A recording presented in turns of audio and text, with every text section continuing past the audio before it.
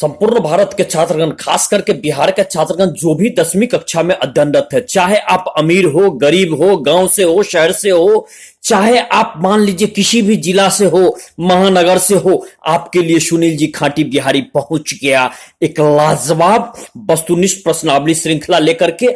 और इस बार जो संपूर्ण बिहार के 10वीं के छात्र हैं, भारत के 10वीं के छात्र हैं, जल संसाधन से मैं आपको प्रस्तुत कर रहा हूं। लेकिन इसके पहले भैया, सुनील जी यूट्यूब, आपका जो चैनल है सुनील जी खाटी बिहारी यूट्यूब चैनल पर नए हो भैया, इसको सब्सक्राइब करो, कोई पैसा नहीं लगता, अठानी नहीं लगता है, चरानी नहीं लगेगा, और आप इसको लाइक करो, अपने मित्रों को बतलाओ। तो चलो भैया स्टार्ट, शुरुआत में करता हूं। चले दिनेश बा, गणेश बा, राजेश बा, सब पहुंच जो सुनील जी खाटी बिहारी आ गए। नाउ सुनील जी खाटी Bihari ready to start the giving the one of the best lecture. तो पहला प्रश्न, वस्तुनिष्ठ प्रश्न ये कि विश्व के कुल आयतन के कितने प्रतिशत जल महासागर में पाया जाता है? देखिए, महासागर में सबसे अधिक जल पाया जाता है, तो कुल मिलाकर के 96.5%।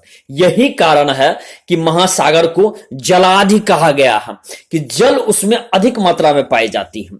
अगला प्रश्न, विश्व के कुल कितने प्रतिशत जल मीठा जल है, अर्थात उसको पी सकते हैं, कपड़ा साफ कर उससे कपड़ा भी अच्छे ढंग से सफाई होता है? तो 2.5%। 2.5% कितना? जल्दी बोले गणेश बा, 2.5%। तो विश्व में कितने प्रतिशत जल महासागर में पाए जाते हैं? 96.5%, और 2.5% उसमें मीठे जल है। बिल्कुल सही जवाब, बिल्कुल सही जवाब, ललन टॉप। ये 2 प्रश्न है।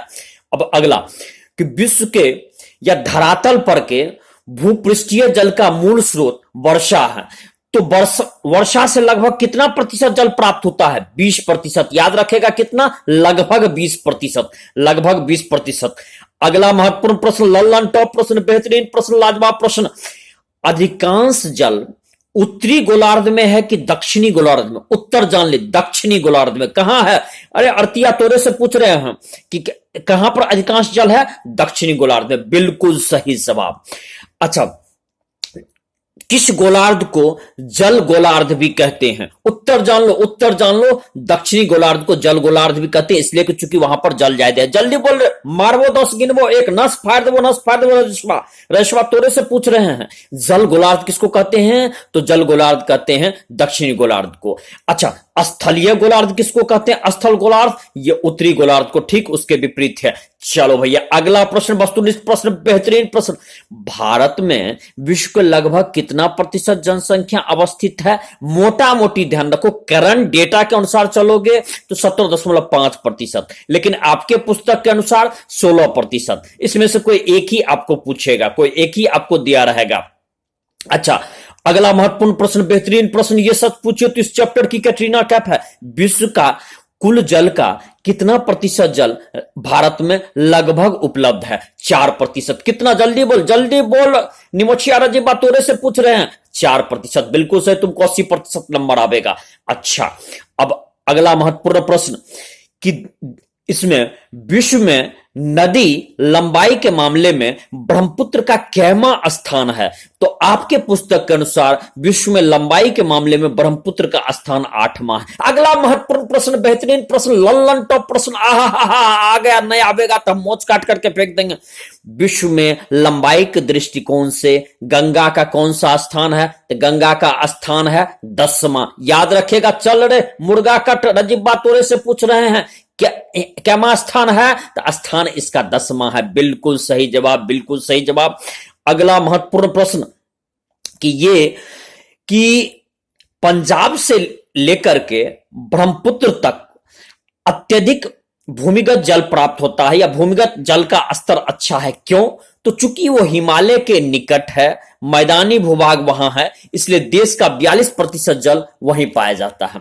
अगला महत्वपूर्ण प्रश्न, बेहतरीन प्रश्न, ये जीके का भी प्रश्न है, बायोलॉजी का भी प्रश्न है, जूलॉजी का भी प्रश्न है कि प्राणियों में, पौधे में कितना प्रतिशत जल पाया जाता है? तो लगभग 65%। ठीक। अगला प्रश्न, बेहतरीन प्रश्न, ये भी आपको कई कंपटीशन में पूछ चुका, प्रतियोगी परीक्षा में 10th में भी पूछेगा, टीईटी में भी पूछेगा, एसटीईटी में भी पूछेगा कि लगभग जल का कितना प्रतिशत अंश विद्यमान है प्राणी में? तो 65% भी प्राणी में, अब पौधा में 65 से 99%। याद रखना, पौधा में 65% नहीं, लगभग प्राणी में 65% के आसपास और आपको पौधा में 65 से 99% के आसपास। अगला महत्वपूर्ण प्रश्न, बेहतरीन प्रश्न, किसने, ये तो आ गया, नहीं आवेगा तो हम दहिना हाथ काट करके फेंक देंगे।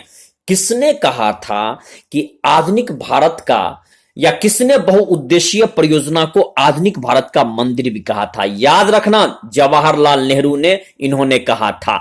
अब चल तो जल्दी बोल रहे, जल्दी बोल रहे, जमुरे तोरे से पूछ रहे, जमुरे तोरे से पूछ रहे हैं कि किसने कहा था कि बहुउद्देशीय परियोजना ये भारत के, आधुनिक भारत का ये मंदिर है, किसने कहा था? ये जवाहरलाल नेहरू ने कहा था। बेहतरीन प्रश्न, ये कई बार पूछ चुका है, कई बार पूछ चुका है, चूंकि इससे बाढ़ नियंत्रण, मृदा अपरदन और को रोकने में मदद मिलती है, सिंचाई में मदद मिलती है, इसके बाद परिवहन में मदद मिलती है, मनोरंजन के उपयोग में आता है, इसीलिए उसको कहा गया था आधुनिक भारत का मंदिर।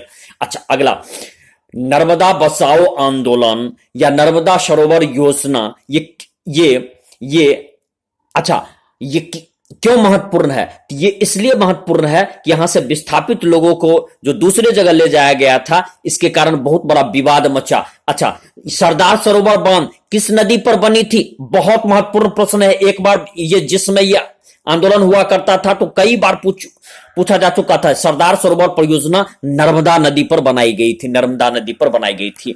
अगला महत्वपूर्ण प्रश्न, बेहतरीन प्रश्न, लाजवाब प्रश्न, इसने कि स्वीडन का एक प्रसिद्ध विशेषज्ञ हैं, फॉल्कन मार्क उनका नाम है, उन्होंने कहा था कि एक मनुष्य को एक दिन में लगभग कितना घन मीटर जल की आवश्यकता होती है? लगभग प्रतिदिन, तो प्रतिदिन 1000 घन मीटर जल की आवश्यकता होती है। किसने कहा था? ये कहे थे फॉल्कन मार्क ने कहा था। ये कहां के थे? स्वीडन के थे। याद रखना भैया, बिल्कुल याद रखना। अच्छा, ये भी बेहतरीन प्रश्न है। सच पूछिए तो इस चैप्टर की कैटरीना कैफ है, इसको मैं मान सकता हूं। तो ये आपका कि भारत के कुल विद्युत उत्पादन का लगभग कितना प्रतिशत जल विद्युत से उत्पादन होता है? 22% का उत्पादन होता है। 22% का कितना कितना कितना? जल्दी बोल रहे, जल्दी बोल रहे, गणेश तोरे से पूछ रहे हैं कितना का? तो 22% का। बार बार बार गणेश तोरा 80% नंबर आवेगा। अच्छा, जल के बहुत अत्यधिक दोहन से क्या, किस चीज की संकेंद्रण मात्रा बढ़ सकती है? तो आर्सेनिक की मात्रा बढ़ सकती है, फ्लोराइड की मात्रा बढ़ सकती है। किसकी मात्रा बढ़ सकती है? जल्दी बोल रहे, दिनेश माथुर से पूछ रहे हैं, रेफरेंस कटदारी दिनेश माथुर से पूछ रहे हैं। हाँ, इस बार आर्सेनिक बढ़ सकता है और फ्लोराइड बढ़ सकता है। वाह वाह वाह वाह, कमाल है, 80% नंबर आएगा। अगला महत्वपूर्ण प्रश्न, अगला महत्वपूर्ण प्रश्न। चलो भैया, तुम 2 बार तो सिर्फ मेरे वीडियो लेक्चर को सुन लो, जब तक कब्र में नहीं पहुंचोगे तब तक तुमको याद रहेगा, और तुम्हारे नाती, तुमको तो छोड़ो, तुम्हारे नाती पोता तक को याद रहेगा। अगला महत्वपूर्ण प्रश्न यह है कि राष्ट्रीय जल नीति कब लाई गई थी? राष्ट्रीय जल नीति 1987 में लाई गई थी। कब कब कब? जल्दी बोल रहे, मारबो नस फाड़ दो, नस फाड़ दो। हाँ जल्दी बोल। 1987 में लाई गई थी, 1987 में। ठीक। और राष्ट्रीय जल नीति की इसमें, इसको कहते हैं कि उसमें सुधार करके, संशोधित करके कब लाया गया था? तो ये लाया गया था 2002 ईस्वी में, 2002 ईस्वी में। ठीक। अगला महत्वपूर्ण प्रश्न कि भूमिगत जल का, हालांकि हम आपको पहले भी बतला चुके, भूमिगत जल का कितना प्रतिशत भाग संचय वर्षा जल से होता है? 22% भाग। बिल्कुल सही जवाब, बिल्कुल सही जवाब। अब जो आपका कुछ प्रश्न है वो थोड़ा सा गहरा स्तर का है, या आपको उच्च स्तर के प्रतियोगी परीक्षा में भी पूछ सकता है। तो वो ये कि पहाड़ी क्षेत्र में नदी की धारा की रास्ता को बदल करके और तब जो खेत पटाने में काम किया जाता है उसको क्या कहते हैं? जो सिंचाई के लिए उपयोग में लाया जाता है उसको कहते हैं गुल और कुल। क्या? गुल और कुल। क्या कहते हैं? गुल और कुल। याद रखेगा। ठीक। अब अगला कि इसमें कि पश्चिम भारत में कौन सा जगह ऐसा है जहां पर पीने के लिए वर्षा का जल भी छत पर एकत्रित कर लिया जाता है और उसको फिर भूमि में पहुंचा दिया जाता है? तो यह राजस्थान। राजस्थान उसको भूमिगत जल के रूप में इस्तेमाल कर पहुंचा दिया जाता है और फिर बाद में उसको पीने योग्य बना लिया जाता है। ठीक। अगला और महत्वपूर्ण प्रश्न, कौन सा ऐसा प्रदेश है जहां बाढ़ के मैदान में बाढ़ जल वाहिकाओं को बना करके और फिर सिंचाई के लिए प्रयोग किया जाता है? तो यह है पश्चिम बंगाल। कौन सा है? पश्चिम बंगाल। बिल्कुल सही।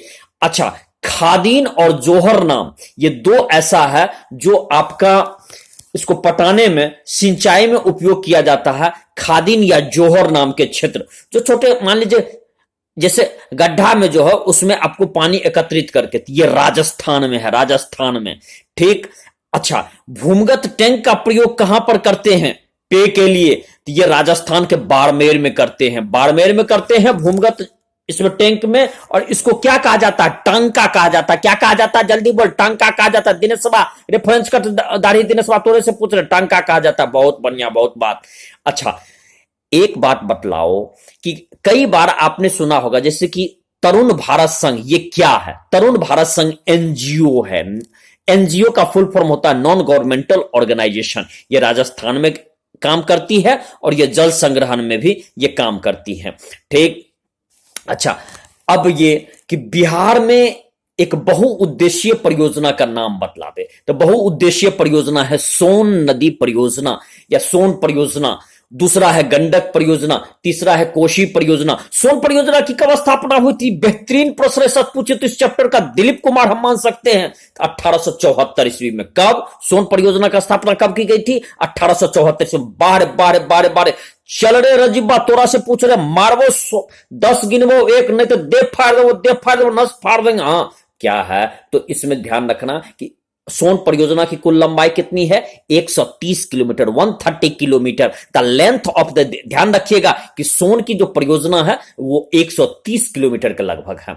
अच्छा, अगला कि इसमें कि सोन के कारण जो सूखाग्रस्त क्षेत्र जहां पर अब अच्छा सिंचाई का साधन हो गया है, अब वहां पर काफी अच्छा धान का उत्पादन होता है, तो अब उस क्षेत्र का क्या नाम बदल करके कर दिया गया है? इसको बिहार का चावल का कटोरा कहते हैं। क्या कहते हैं? बिहार के चावल का कटोरा। ये सोन नदी के कारण जब पटवन बढ़ गया तो यहां पर काफी अच्छा अब उपज होता है, इसलिए इसको चावल का कटोरा कहते हैं। इस तरह से मैं सुनील जी खाटी बिहारी आपसे विदा ले रहा हूं और बहुत जल्दी, आप तो सिर्फ 2 बार मेरे लेक्चर को सुन लो, आपको जब तक आप जीवित रहोगे, आपका दिमाग से विस्मृत नहीं होगा, कब्र तक पहुंचोगे तब तक भी तुम्हें याद रहेगा। जय बिहार, जय भारत, विदा ले रहा हूं।